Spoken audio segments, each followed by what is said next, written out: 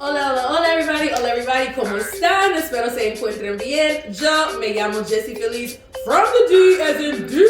But guess what, y'all? For la primera vez, first time I'm having a live in person, not through Zoom. Shout out to my people that did with me through Zoom. But we trying to transition, do things, big things popping, little things stopping, because I'm in the A, with the one and only Meredith. Why, y'all? Hola, hola, mi amorcita, ¿cómo estás? Bien cansada. Right, bien cansada. Like, I'm good, but I'm a little tired.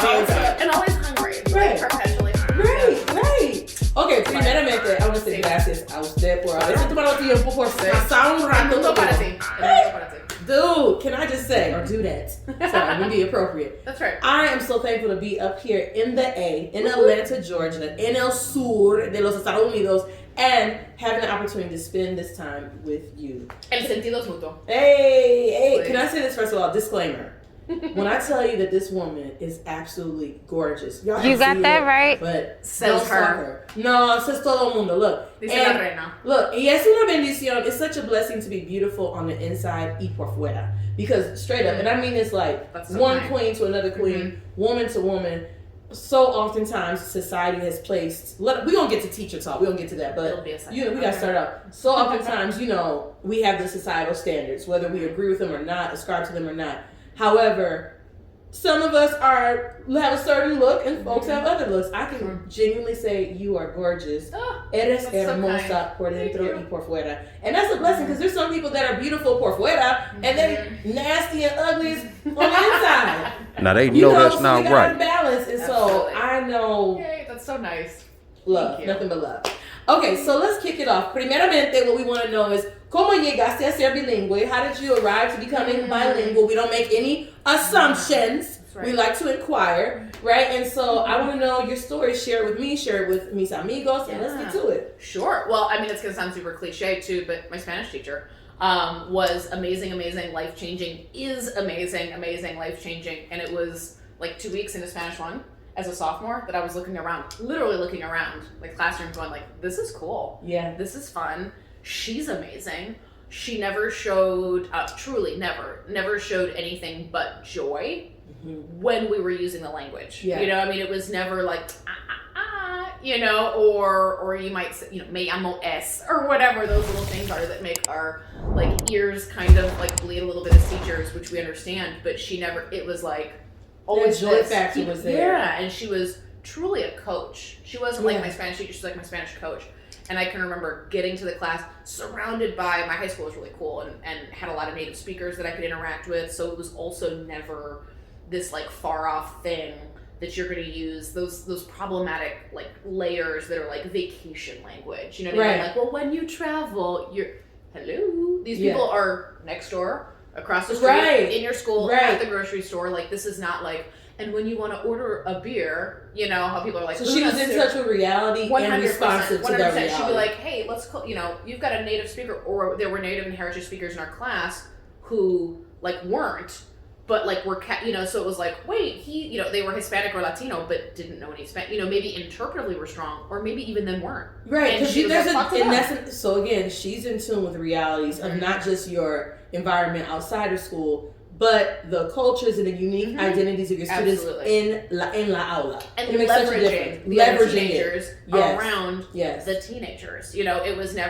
never far off. It was like, hey, try this at lunch, or I know you're friends with so-and-so, say this, or, as we were learning stuff, I'd be like, okay, I'm going to try out that, like, next period. Like, it was always beyond the four walls. It never, like, just stayed in the classroom, then you were like, adios, and went to language arts and whatever. I mean, I was just, it was so real, and it wasn't like partner A, partner B in a, I don't know, sort of fake scenario, contrived scenario. You're trying to make a speaking activity, and you're like, it was being culturally responsive before that was a buzz term. Right, absolutely. Absolutely. And it sounds like she created this inclusive environment. I love what Soraya Walters talks about, how you can have this fake woke, where it's like you post this, you use this hashtag, we use this, translating that to like the world language classroom, just education in general. We can say differentiated instruction and CRT or whatever term we want to use, but how is that actually being curated in your actual classroom. So Absolutely. to say that you're an inclusive teacher, which she sounds like, is more than just putting a poster up.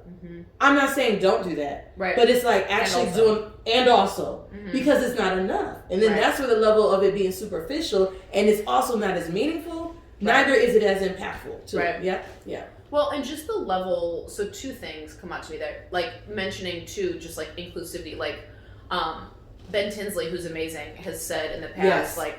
Afro-Franco. Yes, love. He's fantastic. And he'll say, like, inclusion, representation. When he gives keynotes and sessions and stuff, he's like, it's literally the bare minimum. Like, it's actually the lowest bar. So you don't get to, like Bloom's taxonomy, right? That's right. Like, it's just right to be top here. Yes. Not only to your community, but also, like, the world. So you've got to be looking around you kind of in those circles that keep going out. And it's to your point, it's interesting that you use the word curate too, because I was doing some word journeys a couple of years ago and just researching, like, you get down the rabbit hole and we're all word nerds. So like, bring it on, Right. And I was looking up the word curate, and the root of the word curate is to care.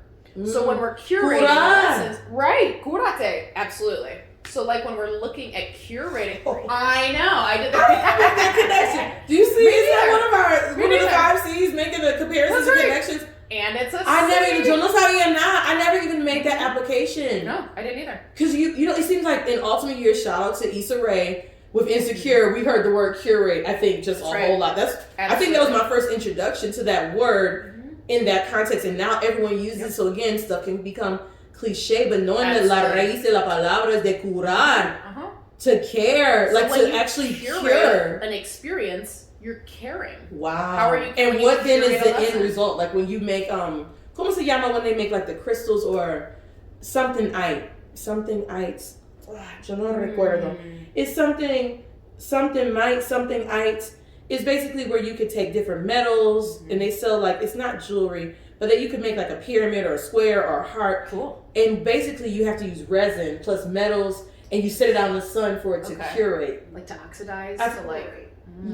To cure, and it's something about that, I can't remember the exact term, what it equals, but then based on what you have added, even if you have the right materials, if you do not allow it to curate in the sun, and it has the right amount of sun, if you're not creating this environment, where it's cared for, where it's like, then the end result is the same thing as a principle. Incomplete. There we go.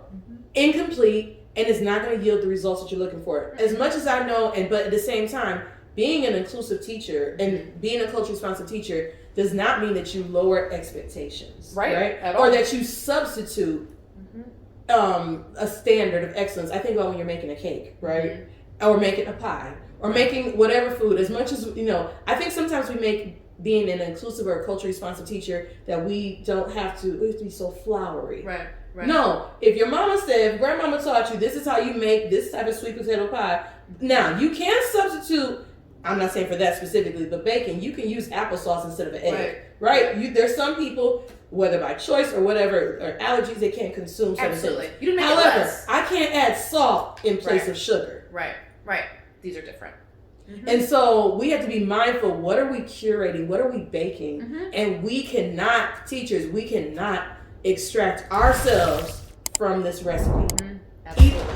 It's challenging though, because as you know, and I'd love to hear your perspective on this, como profes, we play so many roles. And I know, again, that even becomes, we wear many hats. I know stuff becomes cliche, but there's normally a root and a cause for this, right? And it's just interesting to note how I think we become so bombarded because of the circumstances that we ourselves become traumatized. En la clase, separate from, okay, I have these academic goals, these learning objectives for my kids, but I myself, if I'm not getting the development I need and support I need, and also being committed to doing the work myself, right, then I'm going to keep wallowing. MLK said, don't wallow in the valley of despair. But I think it's easier said than done, especially when this is your everyday reality and you do not feel supported, or you really don't see the light, but you know you got to pay that bill by the end of, let's just keep it real for what it is. It's not like teachers like, oh, I have my, IRA account and I have this account. Let me get access in money. Right. Money don't jiggle. That's right. It folds a lot. No, our stuff is jiggling, right? You know, big time. Battle is just an amazing thing. We have to practice mindfulness for ourselves, yeah, as well as be mindful of the uniqueness that our children bring. Yeah. So talking about that teacher, from you learning Español con ella, how did that translate to you studying Español in La U? Yeah. I mean, and like to your point too, reflecting on what we bring. Like, why did we get into teaching? Is it we were, inspired by a teacher who did things that we wanted to do or not? I know several language teachers who were like, this isn't it. I can do this better. Yes. And that's why they're language teachers. Yes. That's why they're Spanish teachers. Yes. Because they didn't have a great experience. Yeah. And I think really reflecting on that and adjusting your behavior is super important. Because I always knew I wanted to be a teacher. I just didn't know what content. And I was always wordy, reading and like typing and writing and just always words and narrative. Words and people. Don't give me numbers. Give me words and people. And so that was always kind of where I felt like I was going. And then meeting her, I'm telling you, it was 2 weeks in. And I was like, this is amazing. Like, she's awesome. And just her as a person had a lot of traits that I wanted to aspire to have. She was very independent, and she was just smart, and she was fun, and she had really good outlook. She was very balanced, and she still is that way. I look back now and realize what a young teacher she was. To have such an impact and to still be kind of like not sure what you're doing is to me amazing, because I'm like, oh my God. But how many kids do you have from when you were like 25, 26 that go, oh, your class was my favorite? So something shines through. Because it's a science, there's a skill, there's techniques, there's strategies. Yeah. But it's an art. And just who you are as a person, That has to be, you have to bring your, there we go. You have to bring your authentic self. And I think also something is, especially for novice teachers, I know we can go in a mentor teacher's classroom or co-observe or see something else. And so I think it's natural for us to want to emulate that specific person instead of extracting and analyzing and transferring the skills to make it fit our unique self. I met an amazing art teacher yesterday with Atlanta Public Schools, and I was giving one of my last afternoon session. Amazing teacher. Her name is Jay, is the first name. Forgive me, Jay. I can't remember your last name right now. I think it might be Siegler. Amazing educator. And while I'm teaching, I'm noticing that she is, focusing up and looking around, but she's like, I'm thinking she's taking notes. Well, instead of taking traditional notes that I would think, Cornell notes or whatever it may be. Yes, the Cornell notes. She was actually drawing, and she actually ended up drawing an amazing mini sketch of me. Right? And she handed it to me very, in a very kind way at the very end. She handed it to me, and I was like, wait a minute, what's your Instagram? I need to look this up. Right. Imagine that perspective I could have as a teacher think, oh, this child isn't doing, not a child, she's an adult, but this student is off task. She's processing everything going on, and she actually shared with me part of her own journey as a scholar throughout college. She would draw while she's processing and taking notes. But we can look at someone doodling, and modeling. No. Right. What did they be in? Take your notes. We're here. But that's how that individual student is processing.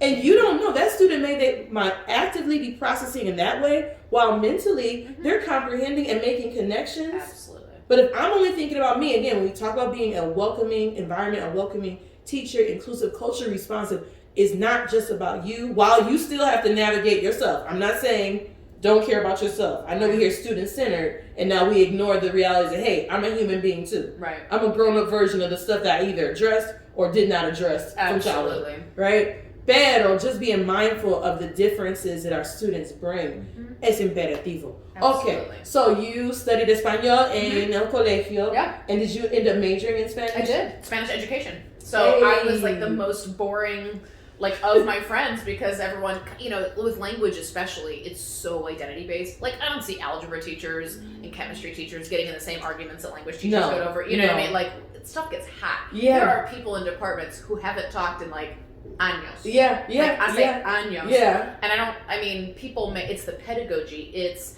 did you study abroad? It's your language ability. It's your pronunciation. It's how confident you feel. It's, have you been abroad? It's also, do you think abroad is the only place that the language of, the target language is spoken? Are you involved in your community? What do you look like? how do you think language learning happens with children or adults? We bring all of this baggage. Yes. We bring like a month's vacation worth of baggage. Yeah. And I don't see other content areas bringing that. Yeah. And a lot of people come from industry or they come from different walks of life that aren't majoring in world language education. Yes. And so, like I said, I was the most boring person because I was like, no, this is the plan, you know? And then, like, as a teacher in the classroom, people would go, what'd you major in? And I was like, no, this. Right, like, this was the plan. Spanish, right? I'm like, teaching Spanish. You know, like, this was it. And I happened to, shout out to UGA, go Dogs, when I came to Georgia for college, it was in part because they had world language education at the bachelor's, master's, specialist, and doctorate level. So they, for real, 100%. Yes. They're like, not only the language, and also teaching it, and had certification wrapped up and the credentialing, all just in these, still are amazing, beautiful programs. And so I was like, oh, and I've never gone anywhere else. 2 bachelors, a master's, and a specialist from there, because I'm like, I'm going to learn from these people. Yes. Period. Yes. And, you know, it's a lot. It's one of the leading programs for world language education, and it should That's be. amazing to know. They're amazing. Athens is a great place. And it is. It's Sitting just, that check. that's right. 600 contiguous acres of fun. Right. Little shout out there. I expect some royalties usually. Right. Sprinkle. But it's we sprinkle that swag. We sprinkle them royalties. Okay. My routing number is right. No, but it's true. Like checking. That's right. Checking, because like that's where the bills come. Right. Get real. Mostly to UGA, right? They'll call for a donation. I'm like, girl, I've been donating. Student loans, grow up. You know, it's terrible. So, but it's true. Kids will look and they'll, you know, because I always frame the stuff. Because you know who doesn't not frame the stuff? Doctors, lawyers. We gotta frame the stuff. Like as teachers, we're like, oh, it's just a little diploma. Expensive time and money. Put that on my wall, please. Right. And kids will read it. They're like, wait, you went to the same. Oh, it's all the same. I'm like, it is all the same. It's this, baby. Put some respect on my name. That's right. Put some respect and on my name. all of that paper. You know, like put some respect on all of that paper. But that was always the plan. And for me, because she made, it's that advocacy piece, she made teaching look manageable. And it is in a lot of ways, but she didn't scare me off to that as a career. And I grew up around teachers. I'm 4th generation teacher. So it's like, that was always like in my blood, 100%, and just raised like in gyms, from coaching, in classrooms. That's just, the school feels like home, and she was just an extension of that. Of like, not only can school feel like home, Spanish feels like home. Yeah, being in a class, speaking Spanish, interacting, that other personality, you know, your voice changes a little bit. Yeah, like, all of those things we know happen when you speak another language. She was like, "La gringa sabe, and I was like. La gringa does sabe. Like, I'm doing the things, everybody. I'm doing my best. And like, some of those, I guess, those heritage and native speakers in class who actually were on the same level as I was. They just had some, you know, family that was Spanish speaking. But in the past, and they weren't really using it on a daily level, we'd be learning together, you know, and then I'd go to their house and totally ditch them. They'd be like, all right, I'm gonna go put on, like, whatever, the CD in my room. Right. And I'd be like, okay, I'll be there in a sec. And I'd get chatting with their mom, like, in the kitchen. Yeah, and I'd be like, entonces. But I attribute that, not one, of course, to you, but also because you had a teacher. Yes. It was never weird. Provided that platform to even think that is possible. Yes. You did not leave it isolated to this. And that's sometimes where, I don't want to say it's un conflicto, but I know we say 90% or 100% of target language. All those things I agree. However, at the same time, when we're being responsive to the realities in our classroom, you have to meet children where they are. And my thing is, I always tell everybody, when I lived in Costa Rica por 3 años, everyone, while I had, like, seriously in the Caribbean, so you got 3 jobs. I had so many jobs, you all.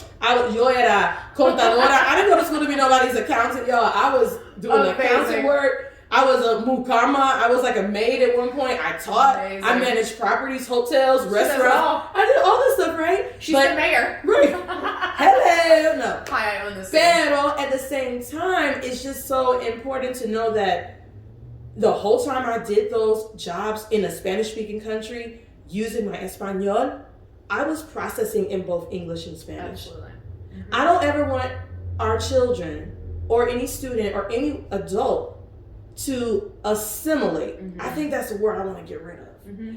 Think about how we were raised on an analogy that the United States is a melting pot. Right.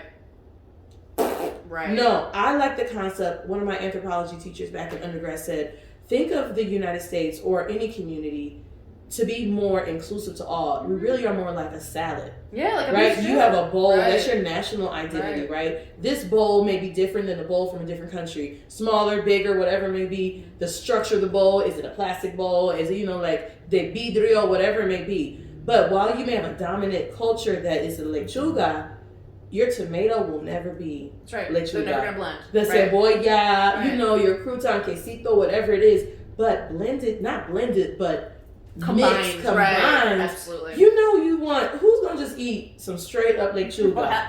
Sometimes you could. Gwyneth Paltrow came out with that. Go girl. With her broth diet, right. Have your lettuce. You're on your own. Stay strong. Gwenny. Pero por lo general, when you think about some of the best tasting salad you've had. That's right. And then you know me, I always have my cilantro. Like, you gotta have this, whatever combination, right? Flavor. But it's not about assimilating, pero acostumbrarse. Mm-hmm. How am I accustoming not only my ears, but my mindset that I cannot change. You cannot change how you are perceived. Mm-hmm.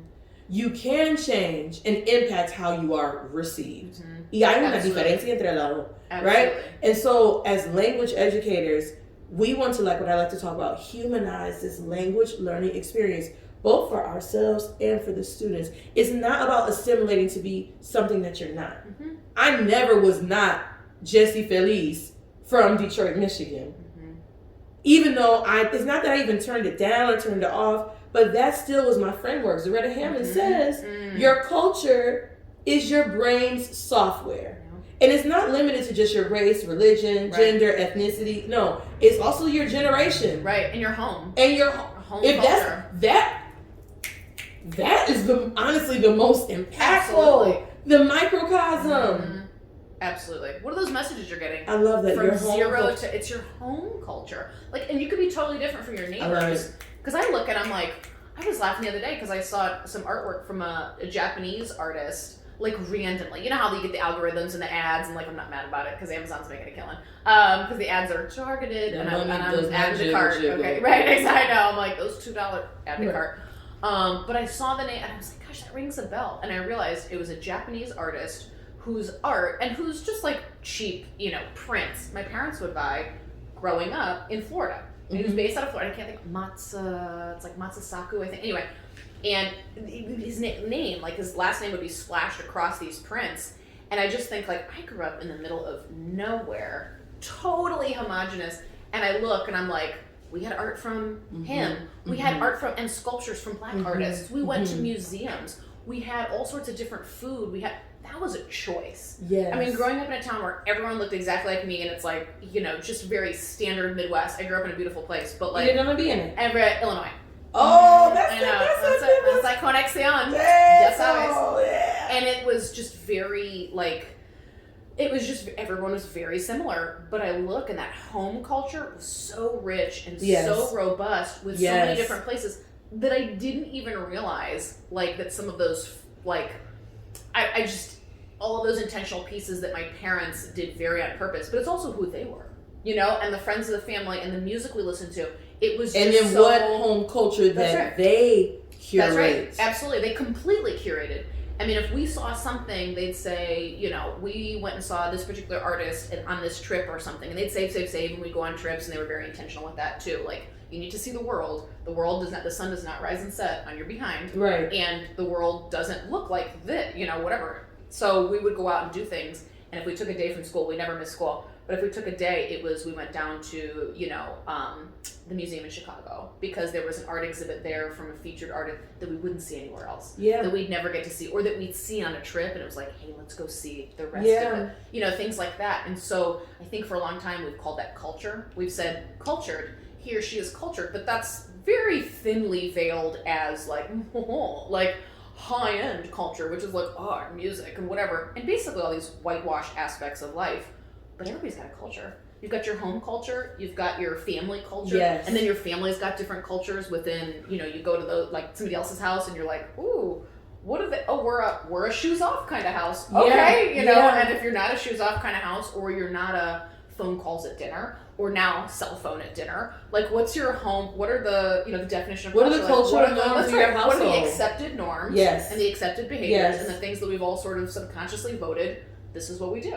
Yeah. And it's fascinating to see. And I love that you said home culture. And then relating, because I think also when you talked about world language educators, there's so much debate and things because there's so much. It's not enough to say, oh, we are under the humanities. As so like personal. It's so personal, right? And there's also this concept. I had an amazing professor from España that would say, you also have your idiolecto. Yes. Right? So that dialecto is based off the region that you are raised in. However, if you have migrated and have lived elsewhere, everywhere I was raised, let me say this, because I don't know how, you're from the Midwest, so I know how you originally pronounced it. But having lived in Atlanta for some time, I don't know how they pronounce this word, so I'm going to spell it. It's an English word. And I know when I moved to Baltimore, see I say Baltimore, not Baltimore, the T is pronounced like a D. That's right. Baltimore, it's like Atlanta. So how can I, Atlanta. Atlanta. So I'm going to spell this word in English. Tell me how you pronounce it. And it may be Midwestern. I don't know if the South how they pronounce it. Pero I know the way on the East Coast how they pronounce it was different. And so all my years from living in Baltimore, 6 years, Southwest Academy. Shout out to my Southwest Academy. Woodlawn area all day, every day. Johnny K. Roll, baby. Okay. I love my Southwest Academy family. Y'all know 6 years. Love it. Love y'all. Okay. Sorry. Gotta get my shot. It's nice to be places that's you're family.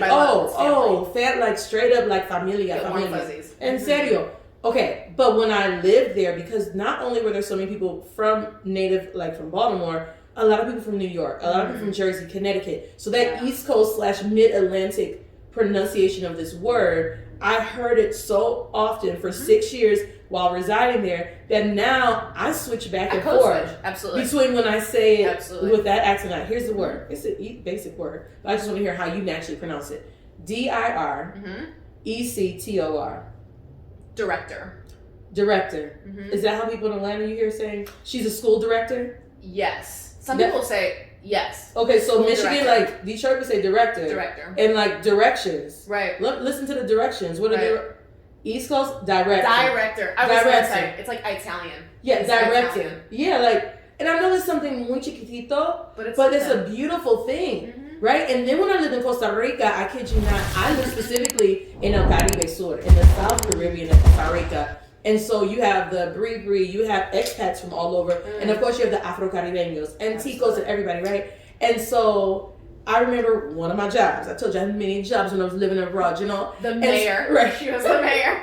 Pero one of my jobs that I had was yo era recepcionista de those different hotels.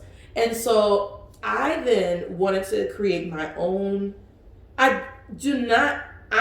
no soy caribeña, yo no soy latina, yo soy afroamericanita de Detroit, right? By way of the Great Migration North, right? That's not to say. Pero from living there, I remember answering the phone, and then I guess my sounded. It's interesting, you know. We hear somebody and they're from the Caribbean, we're like, "Oh, this is exotic sound, right?" That's right. But for us, the way American English speakers sound, that doesn't sound exotic. Right. You may say, "Oh, you're from the East Coast, you're from the South, you're from the Midwest." Different. It's different, but it doesn't sound necessarily exotic or extraño. Right. Well, I remember at one point people said, "Well, ¿de dónde viene usted?" It's like su acento, and so I just said, "Soy norteña." I'm from the north.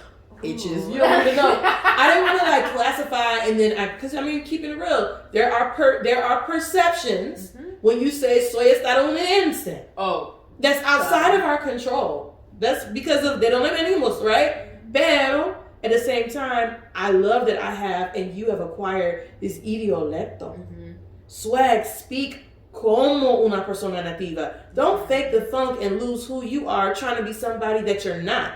However, being mindful of how you are being received, I should be consciously woke. People want to politicize this. When I have the W in my woke, consciously be aware of what you're saying. You should care that by the end of Spanish 1, que tú tienes que saber la diferencia entre cómo te llamas y cómo estás. I know we laugh. I know it reflects, why are my students still... I'm saying this, wait a minute. It's almost a disrespect. I know they're como. You hear the as, not this as. Right? I get that. Pero you clearly in the middle. Te, ya versus est. So am I not caring? Right. Am I okay with saying tengo $2 para comer? Right. And what's the message too? From the teacher, how far does that get you?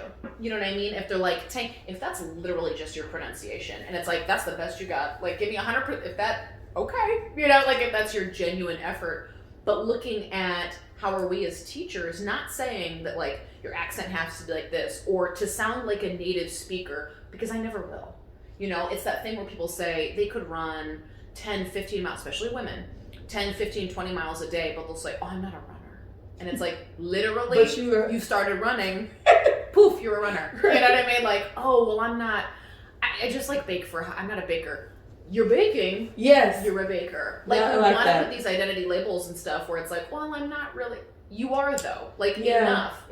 Yeah, you're a Spanish language learner. You're a Spanish language learner, and you always will be. So my teacher also never said, like, she would say, like, you're going to get a little more mileage. It was always, you know, and I use the same kind of car metaphors always would use with my students, like, you need an oil change, okay? Like, this is you being like, yo comer, and it was like, okay, you can get a certain amount of distance with just subject pronouns, infinitives, and whatever the rest of the information is. So if I say, mañana yo comer, hoy yo comer 2 manzanas. You're not confused. No, you're not confused at all. There's time. And that's why your language acquisition, but then practice with feedback. Think about what chiquillos, right? My daughter speaks very well. She's very articulate. She understands a lot of Spanish. She speaks some, but her English, and I'm not saying, it's because she's my daughter. What I'm saying is when she speaks, if she uses the wrong tense, and English is her native language,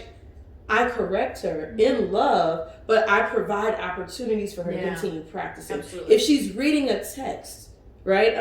Junie B. Jones or whatever, Diary of a Wimpy Kid, whatever we're reading, if I see my child and I hear her mispronounce a word or skip over a word, am I to, well, she's reading?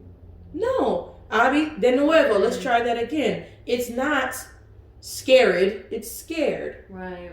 But it's how you interact, because it's so cliche in the United States of the gringo sound. Mm-hmm. This is a U.S. situationship, right? Of this gringo sound. Yet look at the quote. 20% of Americans that identify with being bilingual are not identifying because of schooling. Right. They are identifying because of their heritage. What has been passed down from grandmother, daddy, poppy, all that stuff to them. So as much as this is the part where I'm like, look, y'all, it may be convicting, but it's out of total love. It convicts me, but it challenges me to be la mejor versión de mí misma. So I want to encourage everyone to be la mejor versión de ti mismo. And so the thing is, if that's the case, and we want the argument of, I'm not just an elective teacher. You have a child for a semester. You have a child for a school year. That child, when they enter your classroom, there should be some growth, some authentic growth between August, Septiembre, and December or June. And if you keep extracting yourself from it, saying these kids, those kids, they, you're not including yourself, because like a home culture, it's like a parent that does not want to include or see how they have played a role. That's right. I'm not saying, it's all parents. It's not my fault. It's like, no. Well, but you have played an instrumental role. And not just the bad, the good, the bad. Absolutely. It's all part of the package, but it's the same thing en la clase. And this isn't limited to world language. This is for todos los materia, or los sujetos, lo siento. Pero we have to, that mindfulness has to be inclusive for yourself as well as the community students that you serve. Absolutely. Well, and it's additive. You know, like you said about assimilation, it's like, we're adding. We're not, it's not it doesn't have to be this balance beam of like, you take something off and you add one and you do this. Like, you can just keep acquiring the things. And so if a kid, whatever they're bringing to the table or whatever you're bringing to the table, you can say to them like, okay, I totally understand you, but keep in mind, it's my job to understand you. Like, I've told them, I'm like, literally my job description, it's like sympathetic interlocutor. That means I know you're learning, So someone on the street, like, if you need that oil change and you're just like your car, yo comer is only going to get you so far. Yes. At some point, if you keep ignoring those mechanics, like, you're going to be on the side of I-85, 12 lanes right there, that your language is going to derail. So I would be doing you a disservice if I didn't acknowledge. Un momentito. Your language would be what? you said your language will be derailed. Yeah, absolutely. It's gonna be off to the side. You're gonna be on the curb waiting for traffic. Did y'all hear that in the back right there? No, you're gonna break down. And the communication is going to break down. And I love that derailed off the track to the destination from ¿A dónde vas? That's right. Wherever, it's right here, you're over here. I like that. You can get back on, but you got to make a choice to get back on. It's just like you need to do that maintenance over time on your car so that you're not on the side of the road waiting for 555 or whoever you call, for the, what do they call it here in Atlanta? It's like the hero car, and it's literally just a car with a huge grill on the front that pushes you off to the side. So that you put that bad boy in neutral, 10 lanes are going around you, and you're like, and you just, it's rhymey, it's something, anyway, it's really funny. The hero is something, but it's great. And you see people and you're like, bless you. Prayers to you, but I'm going to whiz by at 65 miles an hour. I want to add to that derailing off the track. Mm-hmm. Not only is it, again, as teachers, y'all, we are humanizing this whole language learning experience. And that's why I don't like saying language learners, but language, because you are in this too. And especially, it doesn't matter what content you're studying, but specifically for us that teach world languages, whether it's your native language or not, we also need oil changes. Yes. We also need it's a different kind of car. I got the Ferrari. Right. As much as you think about the kids derailing, that's right. If we're not doing those self-assessments, that's right.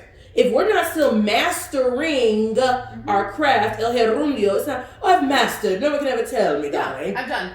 My car doesn't really? I bought the Porsche. It doesn't need new oil changes. Yes, it sure does. And ours are more expensive because we're the fancier car. So the more we don't look at inclusive language, people are talking about gendered languages and non-binary pronouns. If we're like, nope, don't need that oil change, not doing that. Well, girl, you need to. Because, and being mindful of, and while that's very controversial, I think it's about how do we frame this to honor the society that we live in, but still honoring that there may be people who are native speakers that do not. That's the whole thing. It's not like the one size fits all. And I think that's what society issues we have. There's one size, my way or the highway. But if we're talking about being inclusive, it's like, wait a minute, this individual or that person or this is the preferred blah, blah, blah, blah, blah.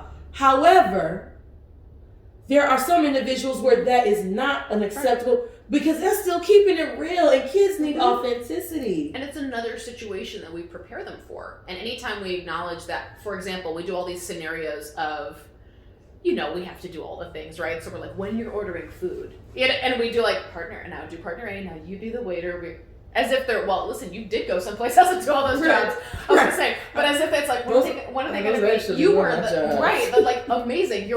You're the model for I learned desinfectante and chloro. I learned phrases from when I had the role of a being a that's right. I've always, oh my God, I've been waiting for this to be the, They don't teach desinfectante and chloro in the textbook. No, but here I am. I got it. But we set up kids for these conversational scenarios and not necessarily cultural scenarios, which is when you're going, listen, there are some people, and this is not new, this has been, in these areas for this amount of time, but like, they're going to say morene, or they're going to say bonite, whatever. Also preparing them not just for like the task they'll do with language, but the perception of the language they'll use. So there's going to be somebody that's the woke part of the language. There's going to be somebody who goes, bonita, ¿qué es eso? Right. No hablas español.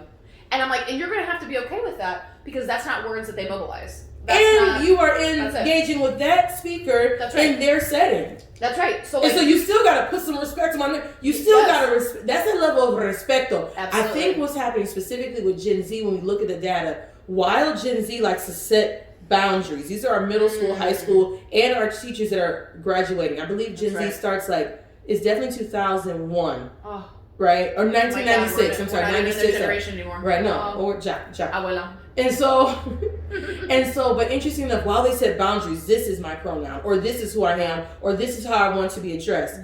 There's also this generational ongoing challenge of, while I want to be perceived and I respect that others want to be received, I'm still a little self-absorbed about how I want to do what I do, that everyone has to not just accept it, but then also practice that. That's right. And that's not being inclusive, because so it's like, let's just take the framework that, hey, es un mundo muy grande. En algunas comunidades la gente habla así. Otras comunidades así. And it's separate from you to talk about pronouns. I love how you said it's not just the actual practicing of the conversational skills in isolation of just linguistics. It's also cultural, and also being mindful of how we don't want to be a colonizer as we're learning someone else's language. That's right. And that comes from being a teacher. We received the curriculum, the textbook. It was like my second or third year teaching in Baltimore. I had a Dominican student. I never forgot, we're on the La Ropa unit, and the textbook said, and you put everything in Q&A, contacts. It said, ¿Qué ropa llevas hoy? I had my sentence strips. This is chalkboard. This is before whiteboards. I had my overhead projector. Right, and I wrote, ¿Qué ropa llevas hoy? Chicos, repitan, ¿Qué ropa llevas hoy? But I don't remember why, but I do remember having whatever turn and talk, and my Dominican student, who was speaking with another Spanish, native Spanish speaker, or heritage speaker, she didn't, they were engaged in the conversation and the task, but they didn't say ¿Qué ropa? She said, ¿Qué está tu huere? I love that. Right. And I remember walking by. I always say, ¿Qué tiene puesto? And I'm always like, that's not in the vocabulary. Don't teach them that, but you can't do that, right? But how beautiful would it be to put, you still have to have this app. What's going to be on assessment? ¿Qué ropa llevas hoy? But then, especially if you have native or heritage speakers, asking them, how would your mom ask you what you're wearing today? And including their perspectiva. Your language and your culture is part of your identity, your home culture, your microcosm, how you perceive and make sense and process el mundo. So now you have someone in your class telling you, whether native or non-native speaker, telling you that this is the way. Right. And I'm not including how my family says. That's right. Isn't that Mandalorian or Star Wars? This is the way. That's not language. Language is not Star Wars. There is no one way. And it's also not a fixed price menu. You go someplace and they're like, pick one for language is not Star Wars. It's not here. I hope she's dropping these bars. I'm taking notes. Okay. Like, it's not. This is not. It's a buffet. And at some point, the buffet is going to be endless. You know what I mean? Like, it just keep going. And that's fine. You can go by, you get that. Oh, if you're giving kids options of words, I'm like, say whatever you want. Calcetines, medias. They're basically the same thing. Just depends who you're talking to. I'm like, which one do you like better? Which one sounds better? Some kids like me who are learning it as an additional language will be like, I kind of like medias. Me too. And we talk about that intrinsic motivation because now with the generation they got like, choices and still let them know. Para el examencito. Because we still have to administer the tradition. I mean, it's not progressive oftentimes when it's given tests, right? Right. And that's what you have to know. I can saberlo, pero they're going to be making more connections and choices when given. And I would even encourage language educators, when you're studying a new topic or your theme or whatever, provide different dialectos so that children can choose, you know what, I like the way the Dominicans pronounce, or I like the way the Venezolanos pronounce, or I like that Spaniard sound, or the Mexican. Give them options. They're going to be more intrigued. What do the algorithm data tell us? You are matched on social media based off your interests, but you end up following someone who has that personifies or that personality that resonates with you, but still based on your interests. That's what the data, scientific data, tells us. It's science. It's science, It's not like my opinion. It's like data, like hardcore data. So imagine if the interest level, if we think about, okay, we can choose all the interests per se, but we know we're having a theme on la comida, or a theme on la familia, or the theme on los deportes, or whatever. And of course the grammar is embedded within that. Absolutely. But it's still a theme, essential questions, right? A focus point. At the same time, if we give kids multiple pathways by choice, they're still going to all arrive to the same destination. Absolutely. And they're going to be more intrigued. The algorithm of learning nowadays is based off how do I connect with whoever is personifying whatever it is I'm studying. So we got to do that in el currículo, en la enseñanza también. I think too it comes down to control, because I don't think as teachers we want to acknowledge how much is out of our control. And I think the fear sometimes is like, well, they're gonna sound just like a complete, like they're gonna have words. If we say calcetines or medias, and then later we say cola, refresco, you got options, and then we say un pantalón corto or un short. Like if we just keep doing these drop-down menus, flow charts of options, I think a lot of people fear that their students are not going to sound like they're from one particular place. And I get it, but there's also part of me that goes, well, any of us who learned, we're never going to sound, again, my teacher would say, don't try to sound like a native speaker. You're literally never going to, because you're not. Like you're not. So sound like you, being understandable in Spanish. And she would always say, you have beautiful pronunciation. You don't sound like you're trying too hard or whatever you're doing. And once in a while, if it's just like a 2-word response, it's like you fit in places until you open your mouth. If it's just like a really short response, people will be like, it's Argentina. Like, it is Argentina. And I'm like, well, no. And then they're like, oh, American. Like you said, like, never mind. Right. But they're always delighted by the language use and the comfort level. That's what she always emphasized, and would also carry through with students, was like, you're never going to sound like someone you're not, first of all. Just like you're never going to be someone you're not. And it's obvious to literally everyone in the room. So, like, let it go. And you can't, so don't. But you can function. That's right. In that language. You're going to do great. You're going to be you. And speak como without trying to lose who you are, and still execute in a way that is excellent. That's right. Eres una persona que moviliza. There we go. El idioma. You're just always I love that. Like you gotta navigate through it. That's right. And you've got to just keep adding. Like, don't go, oh, somebody taught me medias, there goes calcetines. I learned from mostly Mexican Americans and like first generation people from Mexico. So I never learned like ODR. I always learned me choca. They would say me choca, and they'd be like, ese helado me choca. Like, I hate it. It crashes with me. Yeah. I learned chanclas. I learned platicar. I never learned charlar, until I was a teacher. And like you said, I'm like, right. Page 7 is the vocab, and there it is. Right, it's right. It's una charla. Right, and that's also going to encourage students to not only follow certain individuals like online or patterns that way, but also when they want to study abroad. Oh my God, the content online now. If that existed, do you see all of what exists now? I learned like times 100, and I was already fast, but I wouldn't have spent all of Spanish 1. Literally thought my teacher, who was amazing, she'd do these think alouds too. Everything was like, ¿dónde está mi lápiz? Aquí está.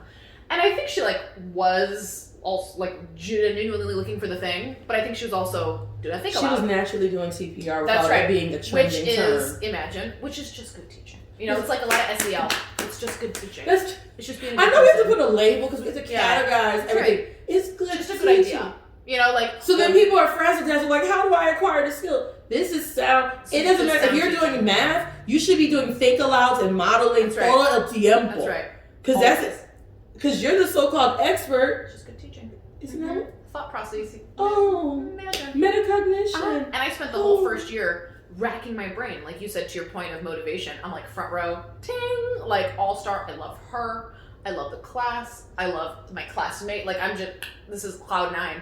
And I spent the whole first year thinking she was saying "están bien," because she would do these think alouds and she'd be like, "está bien, está bien," and she was saying "está bien," and I kept thinking "están bien." What "están bien"? And I'm like racking my brain, going through. I was listening so consciously.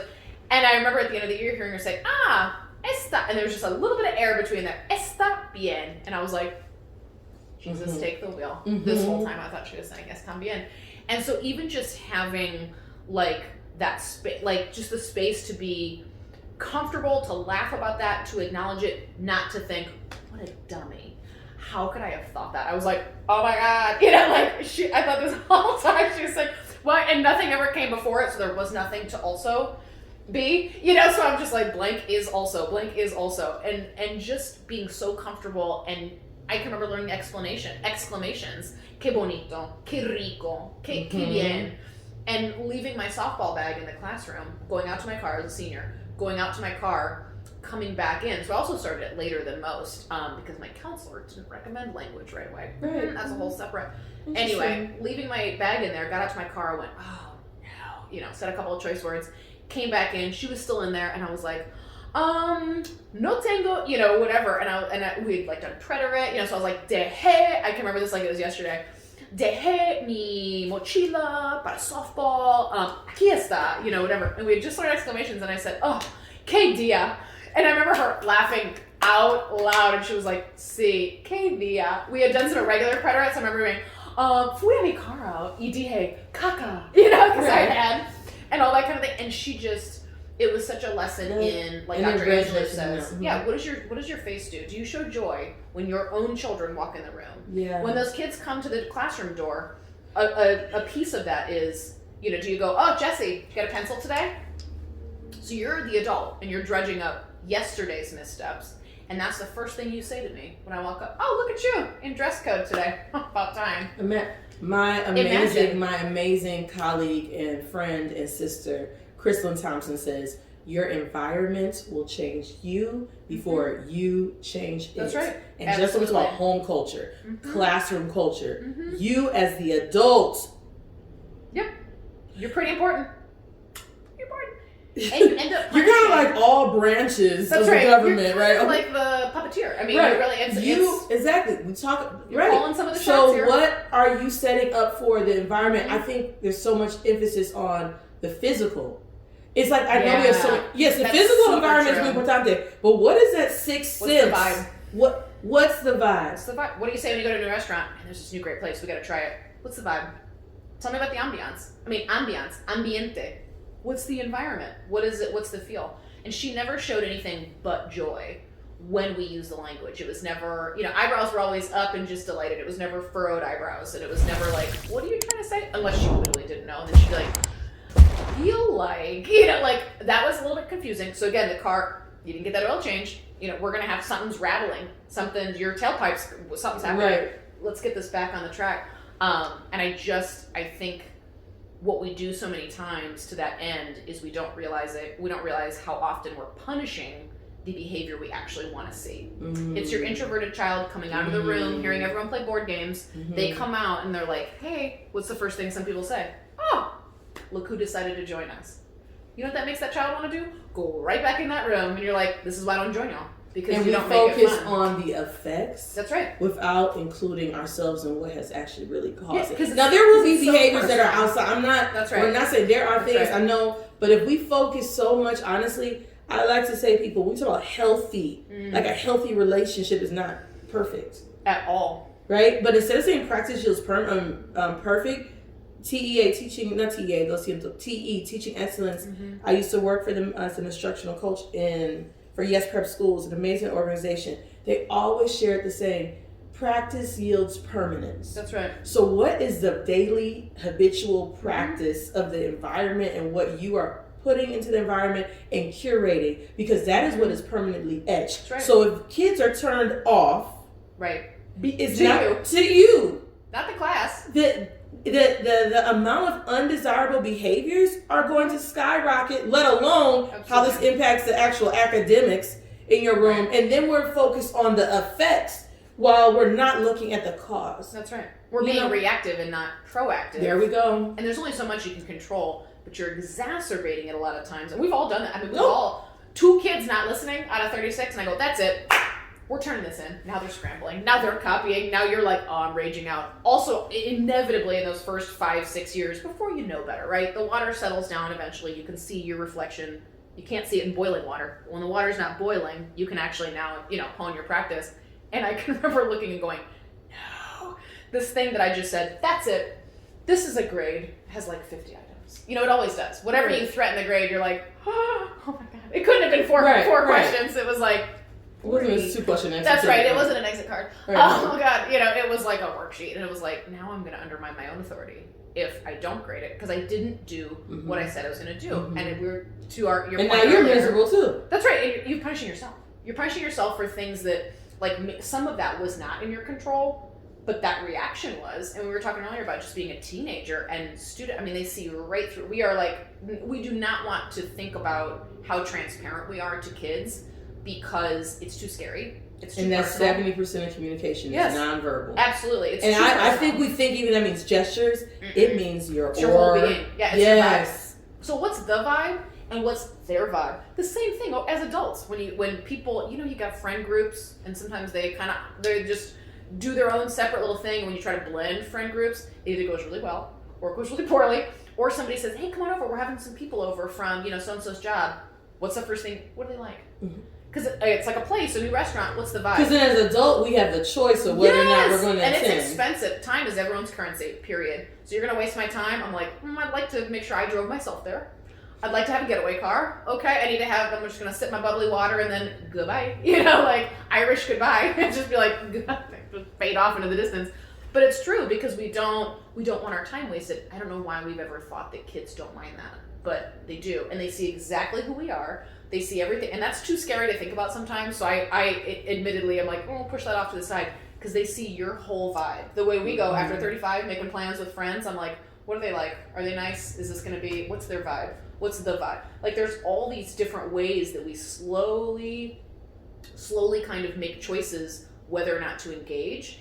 And I'm sorry, but like you said, Gen Z is making more, there's no longer like they're just sitting and the respect and the authority is assumed. And a little bit of that's problematic because we're also seeing, like you said, them draw these boundaries. But then I saw a meme the other day that said like Gen Z will acknowledge your pronouns, but also watch Netflix in class. And I was like, that's Gen Z! Like that's so true. Because they will 100% where you're like, hello, I'm teaching, and so that's a whole separate chat. But it's drawing those boundaries, and as we get older, being a little bit more selective. That is not the case for them. I don't think they're waiting to get older like we are to like put in their time and now go like. No, the grind is not. Right, I like to not go to Thanksgiving every year. It's really toxic, or I end up feeling bad. Or as a teacher, it's not a break. It ends up actually being more stressful, and I come back to the the next week of teaching like more frazzled.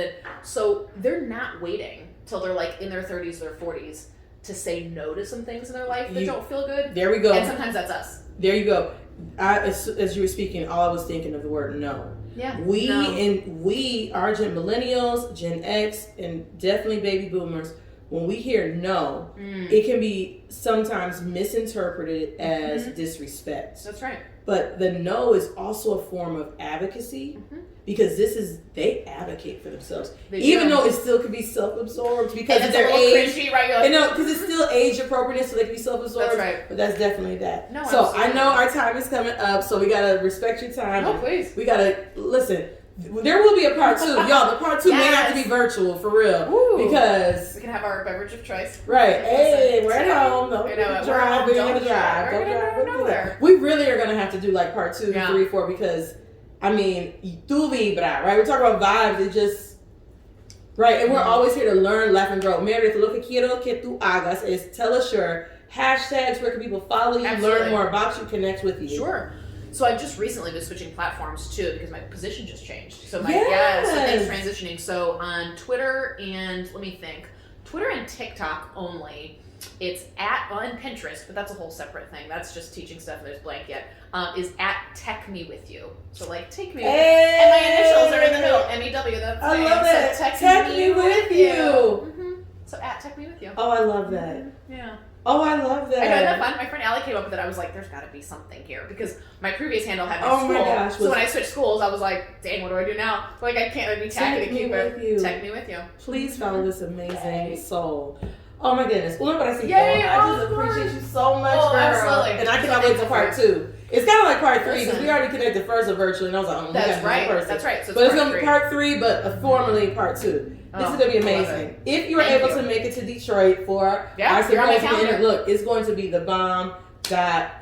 I'm so excited for us to connect. And we will be doing part 2 and part 3 probably. And maybe 4 vez 5. We'll just see how it goes. That's right. But gracias a usted por todo. I love your perspective, your energy, your authenticity. Same. And I cannot even imagine how many countless students have been impacted just by you being responsive first. Not only to who they are, but being real about yourself. Yeah. Because that's the humanitarian. Like, we are all in this together, So, look. It's funny that you say that because I'm like, we always think of culturally responsive, self-outward. And it's like, no, but also. I got to be responsible for myself. That's right. And that means check myself. If we want our students to be regulate. Am I regulating myself? That's right. Oh my gosh, that mirror. That's right. Oh, the mirror. I know. Peeking around the corner. Is that what that looks like? Yes, it is. Yes. And you better fix that. Yes. Just like you fix it in some fluorescent lighting. Fix that. Yes. Is that mirror looking right? Te quiero muchísimo. Thank you. Y yo a ti. Ciao. Have a wonderful day. Ciao, y'all. Keep up with us. SpanishWag.com. And you know you can follow me at Jessie Feliz Plus. And it's plus. And first of all, it's Feliz with a Z. Ain't no Felix up in here. And that plus. Right. And that plus, because you're always going to get a little poquito más of what you think you're going to get with me. Nothing but love. Ciao. And plus in French is cute. Oh. More. Great. You're welcome. There we go. That's my hand up in the bag. I ain't finna tag. Well, I can tag someone on social media. That's right. Sir. Yeah. Watch my circus. Right. Okay, like, turns out, I'm going to tag all of you. Right.